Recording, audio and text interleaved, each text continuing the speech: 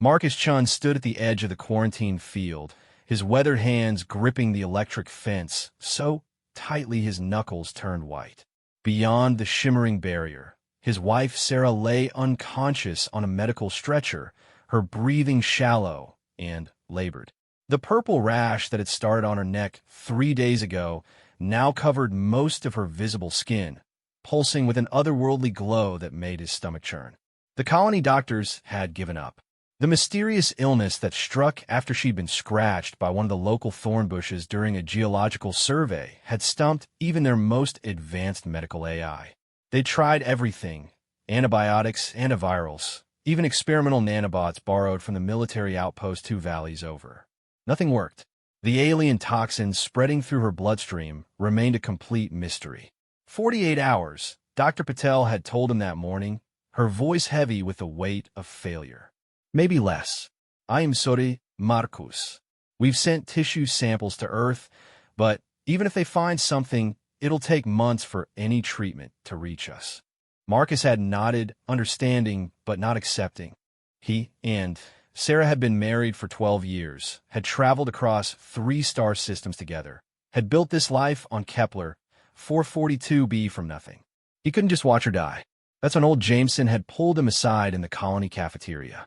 The grizzled prospector smelled like synthetic whiskey and machine oil, his eyes bloodshot from another sleepless night in the mines.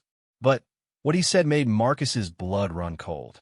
"I seen something," Jameson whispered, glancing around to make sure no one was listening. "Out past the northern ridge, where them strange lights been showing up. One of them creatures. The ones the survey team's been reporting, but ain't nobody been able to catch on camera." Marcus knew the rumors. For months, colonists had reported seeing large, horse-like beings in the distance, always at dawn or dusk, always vanishing when anyone tried to approach. The colonial administration dismissed them as hallucinations brought on by the planet's slightly psychoactive atmosphere. But the sightings persisted. "What about them?" Marcus asked, trying to keep the desperation out of his voice. "This one didn't run," Jameson said. "Just stood there, watching me. Big as a Clydesdale, but wrong somehow. Too many joints in its legs. Eyes that glowed like hot coals. And the strangest thing," he paused, taking another swig from his flask. "It was standing next to a Zephyr wolf. You know them things? Meanest predators on this rock. This one had its leg near torn off, bleeding bad. Should have been dead. And the horse thing, it touched the wolf. Just reached down with its head and touched it. The wolf's leg just healed, knitted back together like watching a video in reverse. Then, they both disappeared into the mist." Marcus stared at the old man. "You're drunk." "Maybe," Jameson admitted, "but I know what I saw. And I'm thinking if that thing can heal a Zephyr wolf." He didn't need to finish the sentence. Now, 12 hours later, Marcus found himself preparing for what might be the stupidest or most desperate thing he'd ever done. He'd gathered supplies, a portable stretcher, emergency medical equipment, enough food, and water for 3 days. His pulse rifle was fully charged, though he hoped he wouldn't need it. The northern ridge was a 2-hour drive in the colony's roughest terrain vehicle, followed by another hour on foot through dense alien forest. The bioluminescent plants would provide some light, but the journey would still be treacherous. And that was assuming he could even find one of the creatures. "You're insane," Lisa, Sarah's best friend, told him when he stopped by the medical bay one last time. "Even if these things exist, even if they can heal, what makes you think they'd help? They could be dangerous. They could make things worse." Marcus looked through the observation window at his wife. The machines keeping her alive beeped steadily, each sound a countdown he couldn't bear to hear. "She's dying anyway," he said quietly. "What do I have to lose?" He left just after sunset, when the colony surveillance systems would be cycling through their daily maintenance routines. The vehicle's engine hummed quietly as he navigated the rocky paths leading north. The planet's 3 moons hung low in the sky, casting everything in an eerie blue-green light. The forest at night was alive with sounds: the chittering of insect analogues, the distant howls of predators, the rustle of vegetation that moved without wind. Marcus had lived on Kepler 442b for 5 years, but the place still felt alien, unwelcoming. Humanity was not meant to be here. The planet seemed to whisper with every breath of its methane-tinged air. He parked the vehicle at the base of a steep incline, checking his equipment one last time. Sarah remained stable on the stretcher, the portable life support system maintaining her vital signs. He'd rigged up a harness system that would allow him to pull her while keeping his hands free for climbing or, if necessary, defending them. The climb was brutal. The gravity on Kepler 442b was 1.3 times Earth standard, making every step feel like carrying extra weight. Sweat poured down his face despite the cool night air. More than once, he had to stop to catch his breath, checking on Sarah, making sure the equipment hadn't shifted. 2 hours in, he reached the area Jameson had described. It was a natural bowl in the landscape, surrounded by towering fungal trees that glowed with a soft phosphorescence. A stream of water, one of the few on the planet tested safe for human contact, bubbled through the center. Marcus carefully lowered Sarah's stretcher to a flat spot near the stream and sat down to wait. His muscles ached, and exhaustion pulled at him, but he forced himself to stay alert. Every shadow could be a predator. Every sound could be danger approaching. Hours passed. The moons moved across the sky. The forest sounds changed as nocturnal creatures gave way to those that hunted in the pre-dawn darkness. Marcus began to wonder if he'd made a terrible mistake. What if Jameson had been drunk? What if the creatures were just myths? What if a branch snapped behind him? Marcus spun, handgun in his rifle, then froze. Standing at the edge of the clearing was something that his brain struggled to process. It was horse-like in the way a child's drawing might be horse-like. The basic shape was there, but everything else was wrong. It stood nearly 8 feet at the shoulder, its body covered in what looked like scales that shifted color with each breath. Its legs had too many joints, bending in ways that should have been impossible. The head was elongated, almost reptilian, with 3 eyes arranged in a triangle. Those eyes glowed with an inner fire that seemed to look right through him. The creature took a step forward, and Marcus saw that it wasn't alone. 2 more emerged from the forest, smaller, but no less alien. They moved with an unnatural grace, their feet making no sound on the forest floor. Marcus's hand tightened on his rifle, but he didn't raise it. Something in the way they moved, careful and deliberate, suggested intelligence. Purpose. The largest creature's gaze shifted to Sarah on the stretcher. It made a sound.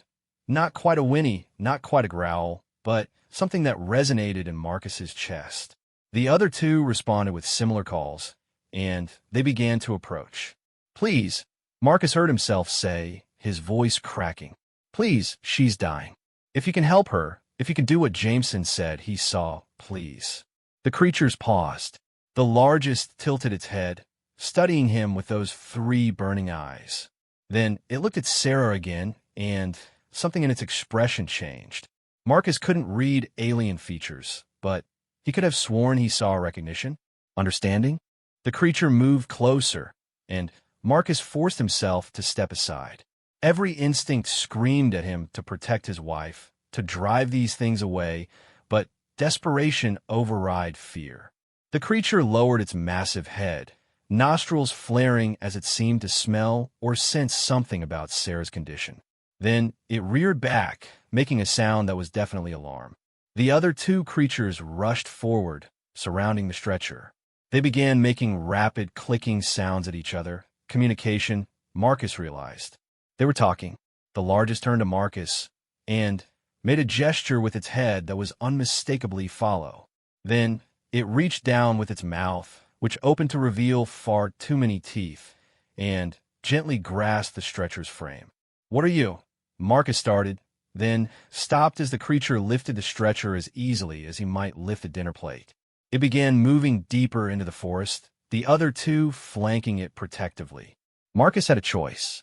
He could stay here, safe, and let these aliens take his dying wife to God knows where. Or he could follow them into the unknown. He checked his rifle's charge one more time and plunged into the forest after them.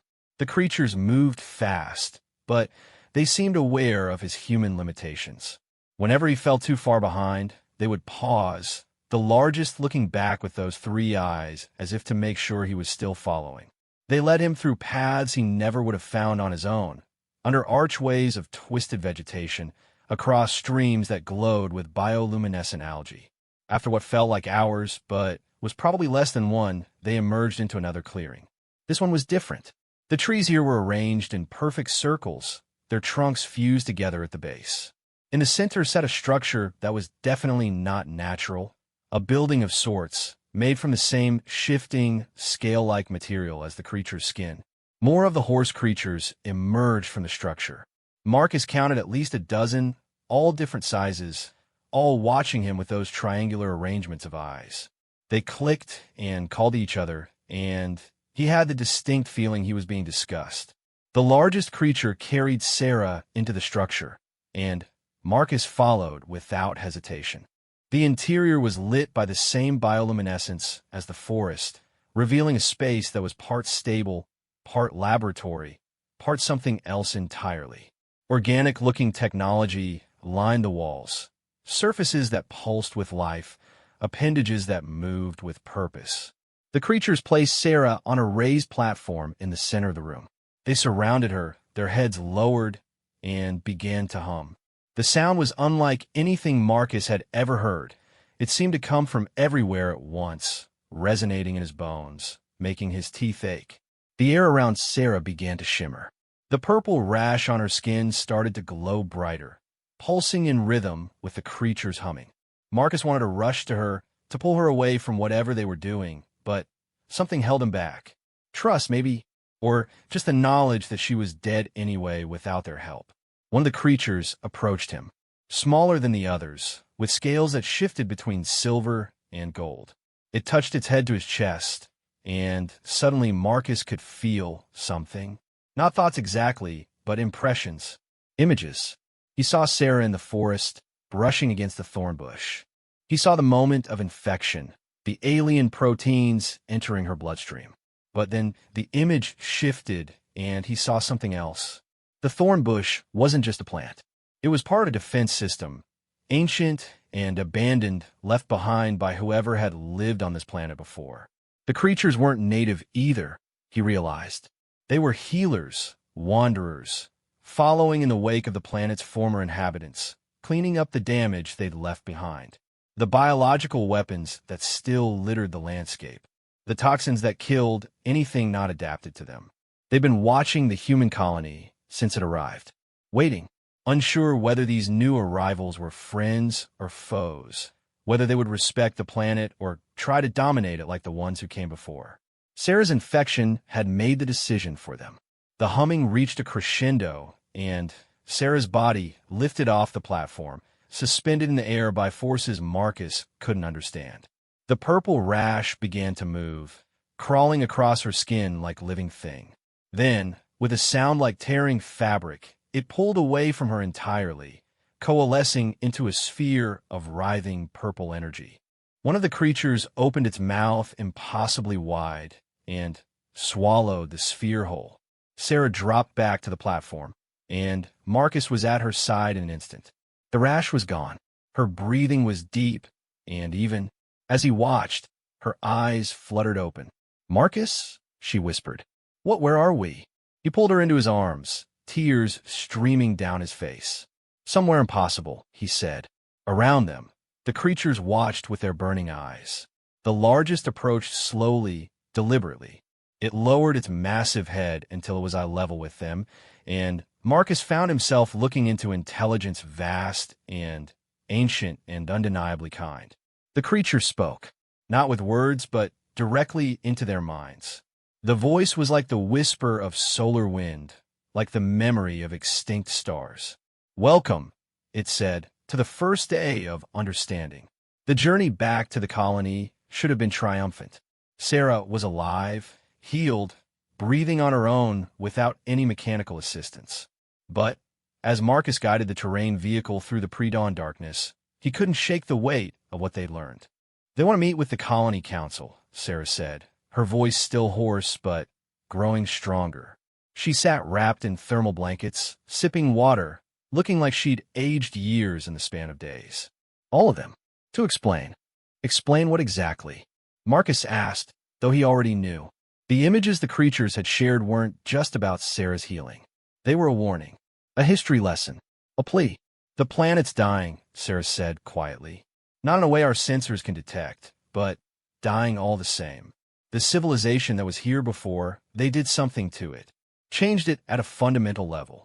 The creatures, they call themselves the Menders. They've been trying to fix it for thousands of years. Marcus navigated around a fallen fungal tree, its bioluminescent sap painting streaks of light across the ground. And we're making it worse. Our terraforming attempts, the atmospheric processors, the genetic modifications we've been introducing to Earth crops. Sarah closed her eyes. We're not killing the planet.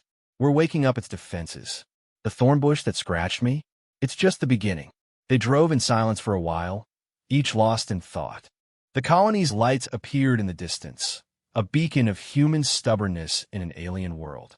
5,000 people who'd traveled across the void to build new lives, who'd invested everything in making Kepler 442b home. They could have let you die, Marcus said finally. Could have let the planet's defenses take us out one by one. Why save you? Sarah touched the spot on her neck where the rash had been. The skin there was smooth now, unmarked. Because they're not just healers of bodies. They're healers of worlds. And they think maybe we can help each other. The colony's night watch spotted them approaching and opened the gates without question. Marcus had sent a coded message ahead that Sarah was alive, but nothing more.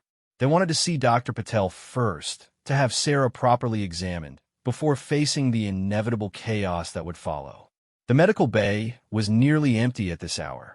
Dr. Patel was slumped over her desk, surrounded by empty coffee cups and failed treatment protocols. She looked up as they entered, and the cup in her hand crashed to the floor. That's impossible, she breathed, running every scan she could think of on Sarah. The toxin is completely gone. No trace. Your cellular structure actually looks improved, strengthened somehow. How? Marcus and Sarah exchanged glances. We need to call an emergency council meeting, Sarah said.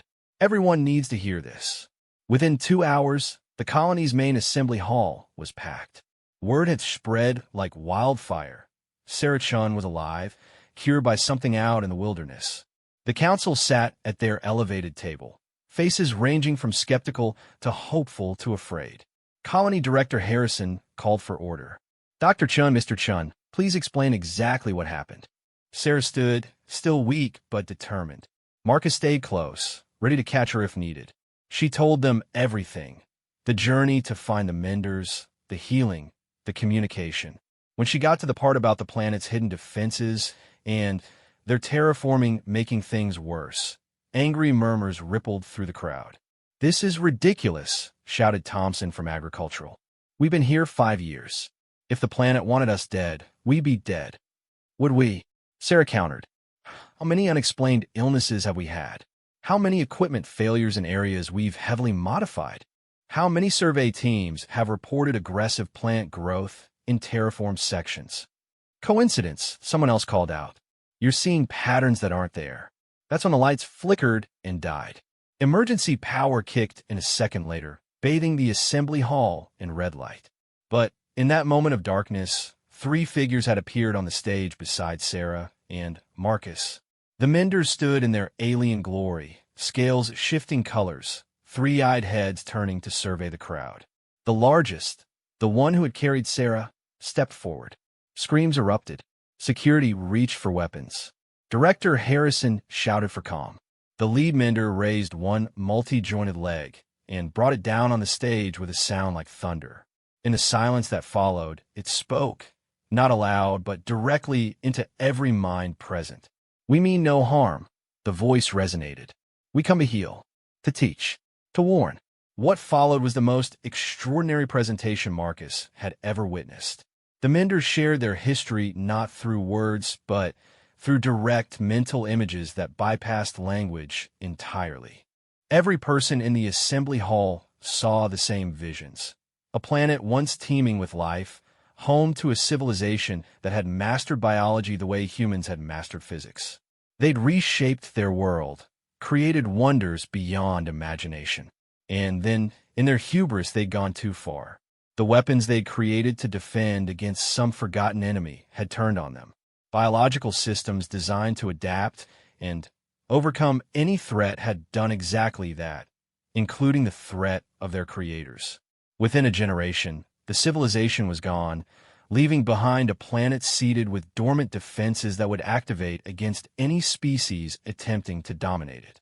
The Menders had arrived centuries later, drawn by distress signals that no longer had anyone to answer them. They dedicated themselves to healing what they could, neutralizing the most dangerous systems, try to return the planet to something approaching natural. But we cannot undo it all, the lead Mender's voice echoed. The planet remembers. It watches. It waits. Your kind's changes have begun to wake it again.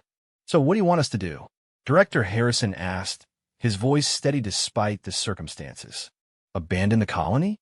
Leave? No. The Mender turned those 3 burning eyes on him. We propose alliance. Your technology, our knowledge. Together, perhaps we can finally heal this world truly. Make it safe for your kind and ours. And if we refuse... This from Security Chief Reynolds, his hand still near his weapon.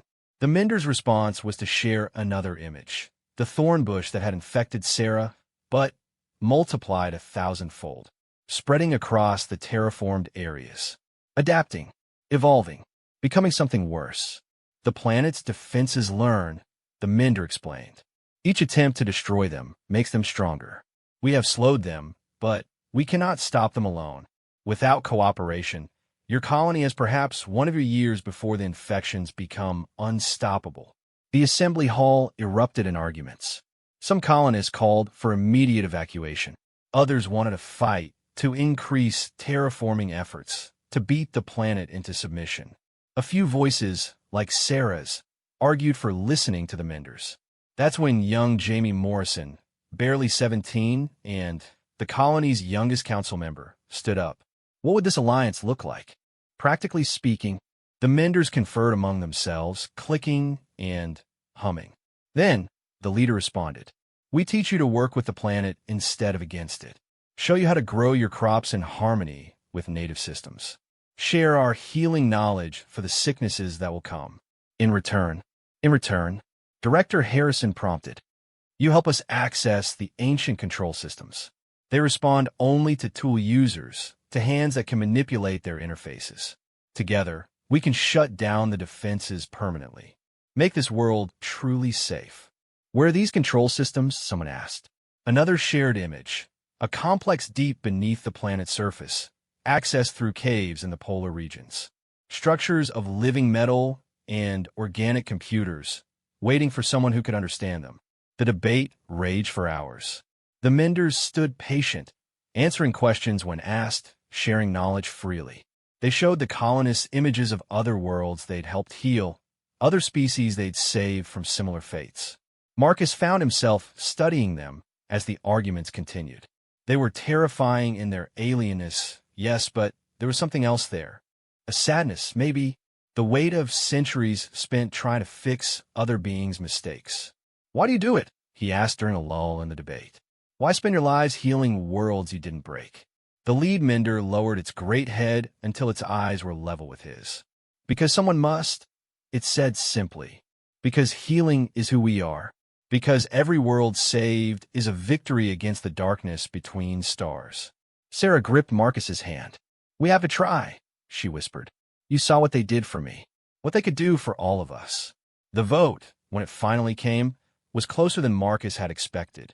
But, in the end, hope won over fear. The colony would attempt the alliance. Over the following weeks, everything changed.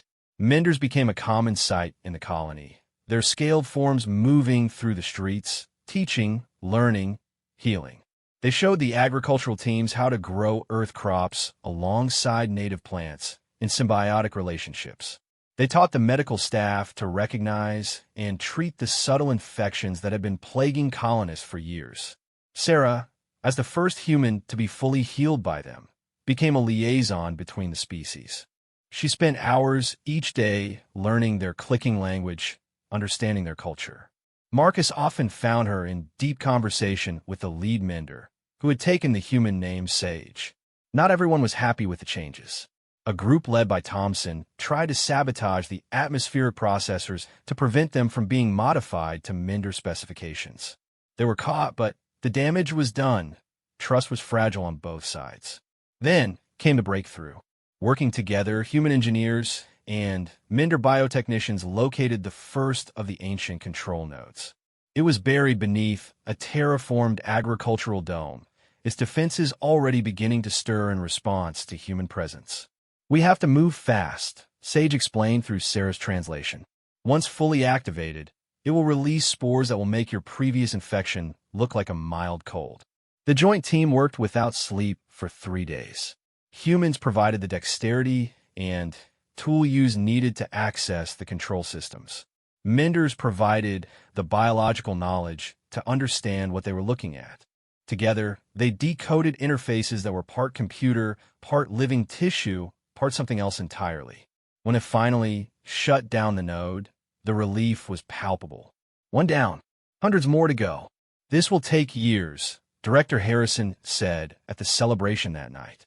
Menders and humans mingled in the common area, sharing food, sharing stories. "Decades maybe." "Yes," Sage agreed, its mental voice somehow conveying a smile. "But what are years when building a future? Your kind and mine healing this world together, creating something new, something better." Marcus watched Sarah teaching a group of children to communicate with a young mender. The kids showed no fear, only fascination. They would grow up in a world where 8-foot alien healers were friends and neighbors, where working with the planet instead of against it was normal. "You know what the strangest part is?" he said to Dr. Patel, who stood beside him nursing a cup of the Mender's herbal tea that had cured her chronic migraines. "What's that? A week ago, I was ready to fight them to save Sarah. I thought they might kill her. Now," he gestured at the scene before them, "now I can't imagine our future without them." Dr. Patel nodded. "Fear of the unknown. It's almost killed us so many times. Maybe the real infection on this planet was our own assumptions." A young mender approached them. Scales shifting in what they'd learned was excitement. It spoke in careful English, learned just days ago. "Excuse me, Sarah says you tell stories about Earth." Marcus smiled. "Edo, would you like to hear one?" The mender settled its massive form beside them, other young ones gathering close. Human children drifted over too, drawn by the promise of stories. "On Earth," Marcus began, "we have these animals called horses." The irony wasn't lost on him, telling horse stories to aliens who looked like horses but weren't.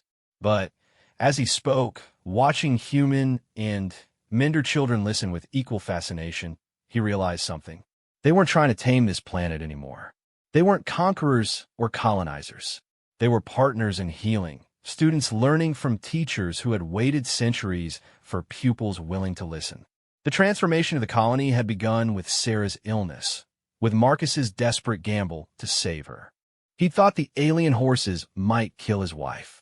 Instead, they'd save not just her, but all of them. And this was just the beginning. 5 years had passed since the night Sarah Chun nearly died, and everything changed. The colony that had once huddled behind electric fences now sprawled across the landscape in harmony with the planet's native systems. Bioluminescent Earth hybrid crops grew alongside alien flora in carefully designed spirals that the Menders had taught them, creating fields that glowed like galaxies at night. Marcus stood on the observation deck of the newly constructed Joint Operations Center, watching the sun rise over a transformed world. Below, humans and Menders worked side by side on the latest excavation site. They'd found and deactivated 73 defense nodes so far. Only 27 remained, according to the ancient maps they decoded. "You're up early," Sarah said, joining him with 2 cups of coffee. One regular, one infused with Mender herbs that enhanced neural connectivity. She handed him the enhanced one. Big day ahead. He accepted the cup gratefully. Today, they would attempt to access the master control system, the central hub that governed all the planet's defenses. It was their ultimate goal, the key to finally making Kepler 442b safe for all who called home. Sage is nervous, Sarah continued, her ability to read Minder emotions now as natural as reading human faces. It's never seen a master control before. None of them have. Neither have we, Marcus pointed out. We're all flying blind here. A gentle chime announced someone approaching. Director Harrison entered, accompanied by Sage and 2 other senior Minders. The alien healers had to duck to fit through doorways designed for humans, but new construction incorporated their needs from start. Final briefing in 10 minutes, Harrison announced. The team's assembled. Transport's ready. Are you too? Sarah and Marcus nodded. They've been preparing for this moment for 2 years, ever since they discovered references to the master control in 3 separate node systems. Sarah would handle translation and biological interfaces. Marcus would lead the technical team working on the mechanical aspects. The briefing room was packed. 30 humans and 20 Minders, the best minds both species had to offer. Holographic displays showed their destination. A massive cavern system beneath the planet's northern ice cap, where thermal readings suggested active technology. Remember, Sage addressed the group, its mental voice clear and strong. We do not know what defenses the master control might have. The civilization that built it was paranoid even before their creations turned on them. Expect countermeasures. Security Chief Reynolds, now working closely with Minder defenders, outlined the precautions. Everyone would wear biosuits designed with Minder technology to filter out toxins. They'd have human weapons for physical threats and Minder healers for biological ones. If things go wrong, Reynolds said grimly, evacuation protocols are in place. Nobody plays hero. We all leave together or not at all. The journey north took 6 hours in the modified transports that could accommodate both human and Minder passengers. Marcus watched the landscape change beneath them, from the glowing agricultural zones to wild forests where Earth and alien life competed and merged, to the frozen wastes where even the planet's aggressive biology struggled to survive. Sarah spent the flight in deep meditation with Sage and the other senior Minders, preparing for the mental strain of interfacing with ancient systems. Marcus reviewed technical schematics with his team, running through contingency plans for every scenario they could imagine. The entrance to the cavern system was hidden beneath a glacier, revealed only by deep thermal scanning. It took another hour to melt through the ice and establish a secure entry point. Then, finally, they stood before a passage that no living being had entered in millennia. The walls were smooth, almost organic, pulsing with faint energy that made Marcus's instruments go haywire. The Minder scales shifted to colors humans had never seen them display before, deep purples and electric blues that spoke of awe and ancient memory. The builders were artists, Sage whispered, running a careful appendage along patterns carved into the walls. Even in their paranoia, they created beauty. They descended slowly, carefully. The passage opened into a vast chamber that took their breath away. The master control wasn't a room or a machine. It was a fusion of both, a living cathedral of technology. Organic computers grew from the walls like coral reefs. Energy flowed through crystalline structures and patterns that resembled circulatory systems. At the center sat something that might have been a throne or an interface terminal, grown from materials that seemed to shift between states of matter. My God, someone whispered. They built this to last forever. And it has, Sarah said, approaching the central structure. I can feel it. It's aware. Not conscious exactly, but aware. That's when the defense is activated. The air shimmered, and suddenly, they were surrounded by constructs of living light, security programs given form. They moved like predators, circling the group, testing for weaknesses. Nobody move, Sage commanded. They're analyzing us, deciding if we're threats. For long moments, nothing happened. Then, one of the constructs approached Sarah. It reached out with appendages of pure energy and touched her forehead. She gasped, her eyes rolling back. Marcus started forward, but Sage blocked him. Wait, it's reading her, looking for something. Sarah's body went rigid.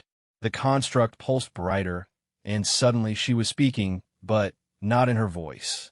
The words were in a language none of them recognized, flowing and musical and utterly alien. The other constructs froze. Then, one by one, they dissipated like morning mist. Sarah collapsed. Marcus caught her, and she looked up at him with wonder in her eyes. It recognized me, she breathed. Not me specifically, but what the Menders did to heal me. I carry their signature in my cells. The system, it knows the Menders. Remembers them from before. Before? Harrison asked. Sage's 3 eyes went wide. Before the fall. My people, we were here before. Not as wanderers, but as guests. We knew the Builders. The revelation sent ripples through both groups. The Menders clicked and hummed among themselves while the humans tried to process this new information. That's why you could heal their weapons' damage, Dr. Patel said, understanding dawning. You were part of their medical exchange program, or something similar. We have fragments, Sage admitted. Genetic memories passed down through generations. We knew we had been here, but not why or when. Now, Sarah stood, steadier now. The system is waiting for us.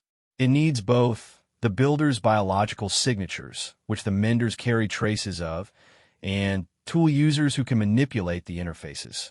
Together, they approached the central terminal.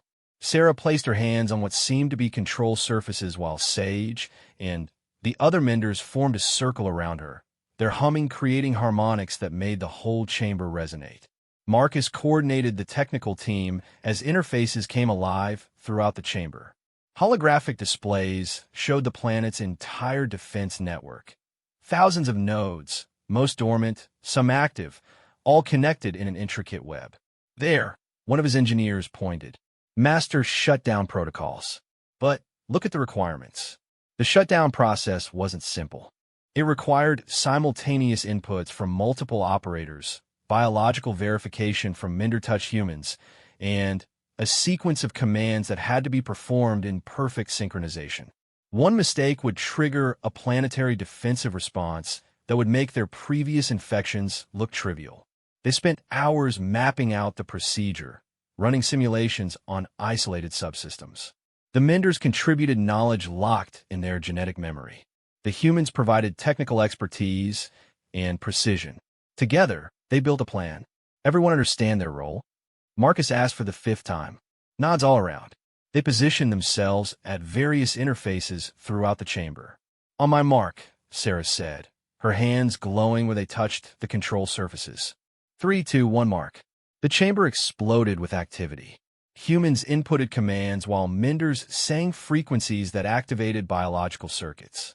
Sarah served as the conduit, translating between the 2 types of input, her hybrid biology allowing her to bridge the gap. 4 10 minutes that felt like hours, they worked in perfect coordination. Marcus watched status displays as defensive nodes across the planet began shutting down one by one. 50 nodes. 100. 200. Then, something went wrong. Cascade failure in Section 7, someone shouted. The system's interpreting our shutdown as an attack. On the displays, dormant nodes began activating. Defenses that had slept for millennia were waking up, and they were angry. Abort, Reynolds asked, hand on the emergency beacon. No, Sarah said, her voice strained but determined. We're too close. Sage, I need more power. The lead Mender stepped forward, placing its great head against Sarah's back. The other Menders followed suit, creating a living amplifier for whatever Sarah was attempting. She screamed, not in pain, but in effort. The glow from her hands spread up her arms, across her body. Marcus could see her veins lighting up like fiber optic cables. Sarah, trust me, she gasped. On the displays, the activation cascade slowed. Stopped. Then reversed. But something else was happening. The master control was responding to Sarah's intervention by uploading something directly into her mind. Images flooded the chamber's displays. The Builders in their final days, realizing their creations had turned on them, their desperate attempts to shut down defenses that had evolved beyond their control. And finally, their last message, a warning and an apology to whoever came after. But there was more. The Builders had left a gift.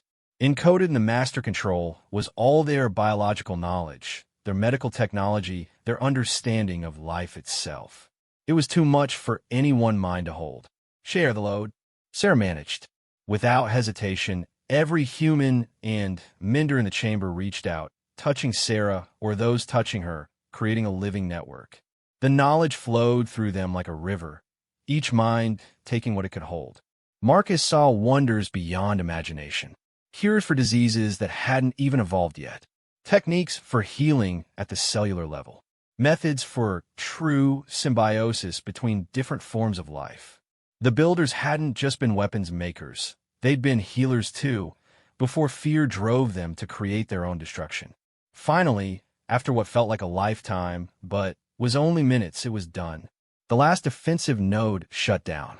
The master controls displays showed a planet free from the ancient threat for the first time in millennia. Sarah collapsed for real this time, and no amount of calling her name could wake her. The Menders immediately surrounded her, their healing hum filling the chamber. But even they looked worried. She took too much, Sage said. Served as a conduit for more information than any one being should hold. Her mind is adapting, Dr. Patel said, checking her readings. Look at her neural activity. It's not damage, it's growth. Rapide dendritique formation. New neural pathways forming at an impossible rate. They transported Sarah back to the colony in a medical pod, the entire team maintaining vigil. She remained unconscious for 3 days, her brain activity unlike anything in human medical literature. The Menders said it reminded them of their own evolutionary leaps, compressed from millennia into days. When she finally woke, her eyes held depths that hadn't been there before. I remember, she said simply, everything, who they were, why they fell, what they wanted us to know. Over the following weeks, Sarah shared the knowledge she'd absorbed. Not all at once. That would have overwhelmed everyone, but in careful doses. She taught the medical teams new healing techniques that merged human and Minder medicine with the builders' lost knowledge. She showed the engineers how to create technology that worked with biology instead of against it. The change in the colony accelerated. Within a year, they not only made the planet safe, but had begun to truly thrive. Diseases vanished. Crops flourished. The partnership between humans and Menders deepened into something approaching true symbiosis. Other colonies took notice. Ships arrived from Earth and other settled worlds, eager to learn what Kepler 442b had discovered. They found a world transformed, where 2 species had turned potential catastrophe into triumph.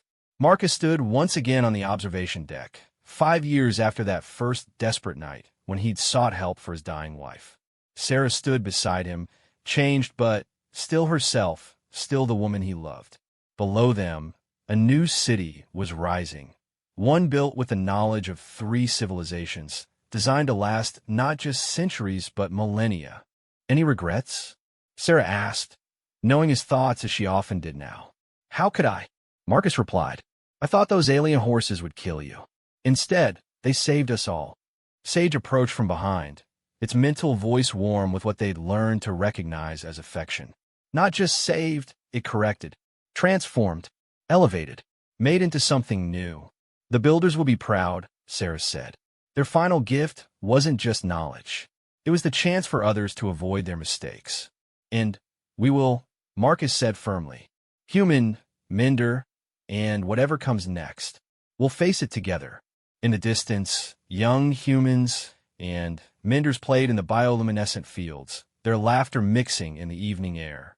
They were the first generation to grow up in this new world, where the impossible had become everyday reality. The planet that had once been hostile to human life now welcomed it. The defenses that had threatened extinction had become tools for growth. The alien healers who had seemed so terrifying had become family. All because one desperate man had been willing to trust the impossible, and the impossible had proven worthy of that trust. As the 3 of them watched the sun set over their transformed world, painting the sky in colors no Earth sunset had ever shown, they knew this was more than just survival. This was evolution. This was the future. This was home.